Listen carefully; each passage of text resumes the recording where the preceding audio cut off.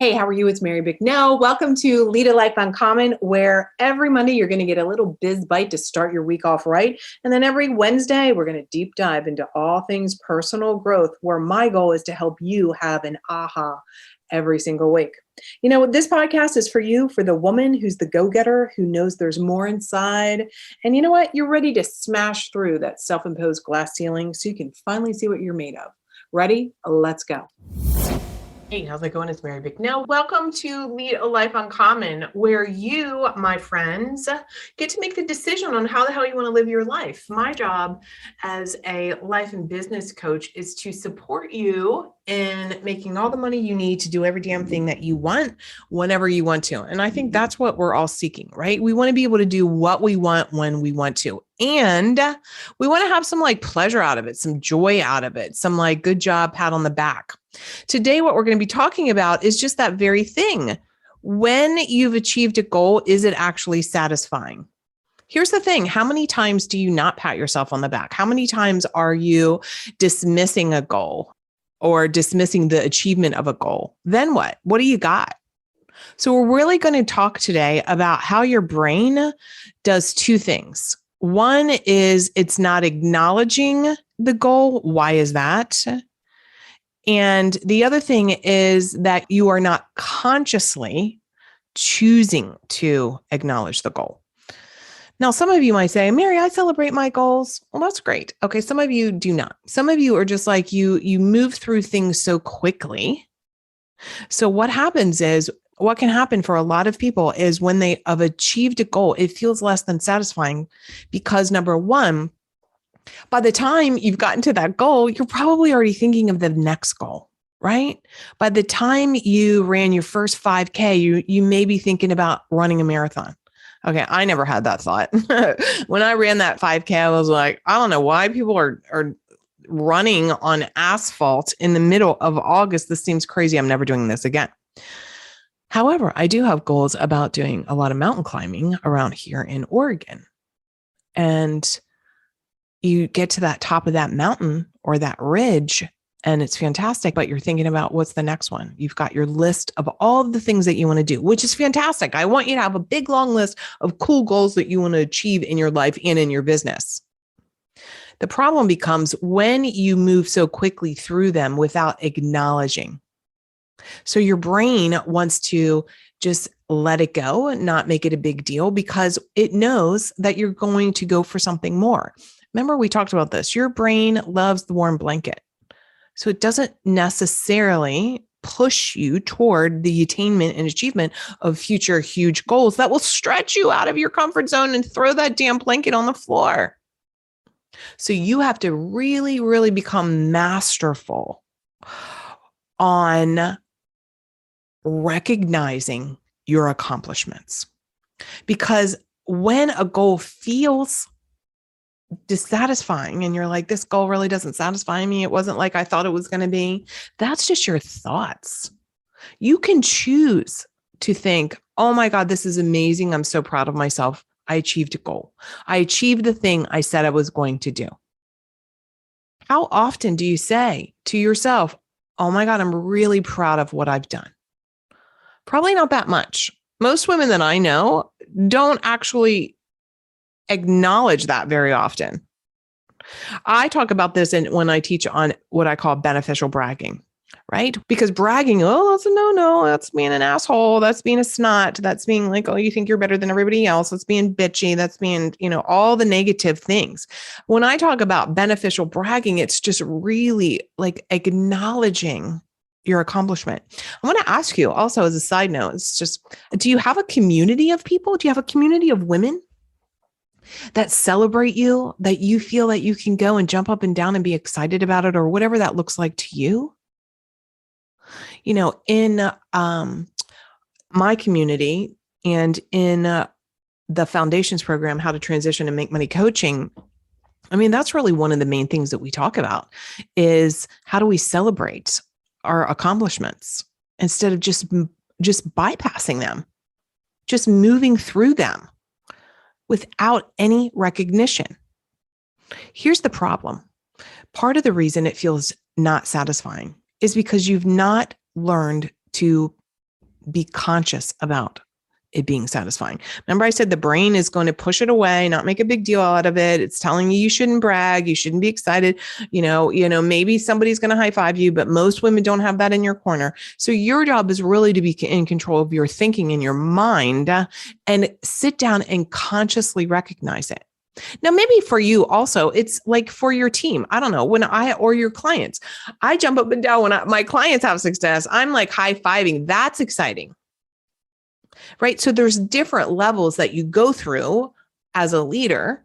There's certain milestones that I hit and I'm excited about it, but it feels different also now because I've trained my brain so well to acknowledge it, I feel proud of myself, and then I move on. I get more excited with the results that my clients have. Like that's the jumping up and down. Also, that's satisfying when I see that they achieved a goal. So what do you do consciously? What are you doing to sit down and claim your work, prove to your brain that you can accomplish things? Here's the other thing. When you just bypass your goal and you don't really have a conscious thought about it, a conscious recognition, a conscious awareness, a conscious congratulations to yourself. And this is not where you all have to go out and buy some $3,000 purse. I'm not even talking about whatever the goal is, that it has to be celebrated with a big to-do. It's about you training your brain and your thinking to be conscious about it.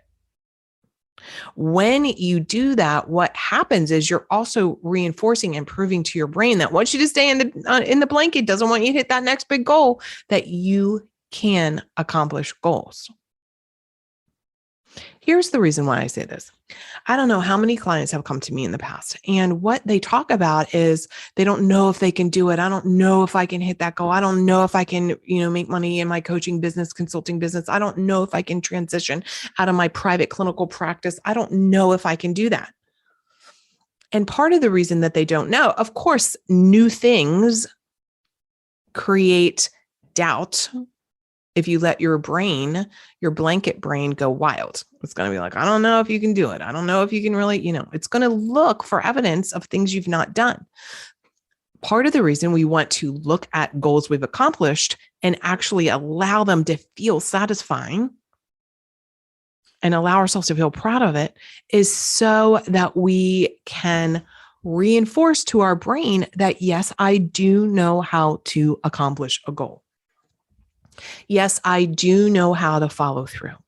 It's always kind of shocking to me when my clients, most of whom have multiple degrees, numerous initials behind their names, years of experience, and they're like, I don't know if I can do it. And I'm like, it's so clear that they've not programmed themselves. They haven't really mastered their thinking around, of course I can do it, even in the face of it being uncomfortable.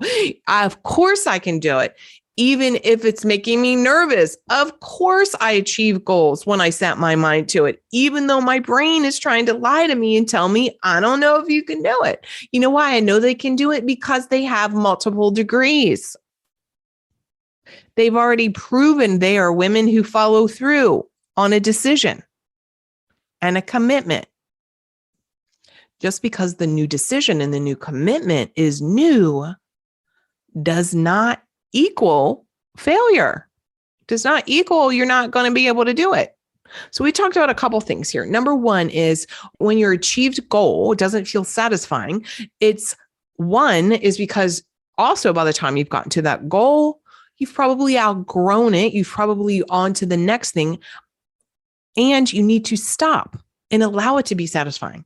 Even if it's like you're just sitting with your journal or a cup of tea and you're like, I'm pretty damn proud of myself. I accomplished that goal. That feels good. It feels good to accomplish one goal while I'm on my way working toward the next. It can be that simple every single time and every single day. Do you have goals for your day? Do you have goals physically? Do you have goals in your relationship?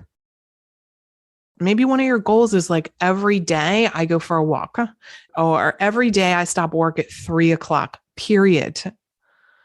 And that's a goal for you because you're one of those work too long, push through, you conflate, like the only way to make money is working hard, and working hard means exhaustion and all of that. Maybe a really good goal for you is to not be overthinking all the time and just be simplifying things. And then one day you're going to be like, oh my God, I'm really simplifying things. You better acknowledge that, right? And allow that to be satisfying. Like, wow, I've really mastered my mind on simplifying things so I can reach a goal. I don't throw a monkey wrench in it. I don't need to make it hard to be valuable and worthy of attainment of a goal. Like, these are the things that we work on. This is so critically important if you want to achieve really good, amazing, badass goals while you're keeping your freaking sanity, while you are also learning the skill of achieving big goals, not to the detriment of your body, of your relationship, of your sleep, of your weight. So often women push through to the achievement of a goal, and then there's chaos that ensued all around them while they were doing it. So I want to encourage you to concentrate on also making that goal and acknowledging it being satisfying. If you've also done it in a way of you've not depleted yourself. So maybe sometimes the goal may not feel satisfying because you depleted yourself. That's because you haven't learned the skill and the art of your mindset and your thinking and controlling your brain, who has said to you, whispering unconsciously, your subconscious running the show here, you got to make it hard. It's only worthy if you're exhausted. The other day I said something on social and I said, of course, now I'm going to be like, what the hell did I say? It was something of like, hard work is a choice. Burnout comes from doing hard work wrong. I work hard. It's not about not working hard. It's not about not striving for something. It is hard to do something new. Come on, let's stop bullshitting. Like, it's so easy, it's all phony. No, when you're doing something new, it's hard. It's hard because you have to think of a new schedule. You have to practice your thinking. You have to recognize other people might not be jumping up and down for you. So if you aren't acknowledging your goal and you're dismissing it as less than satisfying, that's you creating that drama. That's you doing that to yourself. That's a choice that you've maybe made now. You'll be making it differently consciously, but maybe historically it's been an unconscious thing. So where is your brain undermining you, my friends? Stop and smell the roses. Stop and write the thoughts down. It's just a thought that it's not satisfying. Allow it to be satisfying. Allow yourself to be proud of yourself. Like, if you're not proud of yourself, who the hell will be or is? How have you grown? And if you have gotten to a goal and it just feels like, oh, I got to this goal, but so what? It's exhausted me. Oh my God, that's also the best damn news, because that's a choice. You can make a different decision now around that. Now you can reflect. Here's the thing. So many times people just push through their goal, push, and they're on to the next thing and on to the next thing. And here's part of the problem is not only when they don't sit down and actually acknowledge the success, the satisfying, but they've also not analyzed how could actually you improve the process of the attainment of your goal. Are you just pushing so hard and then on to the next and on to the next? And then it's like 3 years later and you've been screaming at your kid. You miss out on going to their holiday party. You haven't had sex in forever because you're too exhausted. One of the things that's really important that we do when I work with clients is, how are you evaluating? And then how are you implementing what you've evaluated? How are you pivoting or making modifications? Like, that's so important. That's probably more important than really even achieving the goal, is the learning the skill of how to achieve a goal in a way that will be satisfying. There's so much more here. This is the kind of thing that we do inside the Foundations program. This is really, that program is for you if You are somebody who is like, I want to get out of what I'm doing. I want to transition out of the thing that I'm doing. I want to build a coaching business.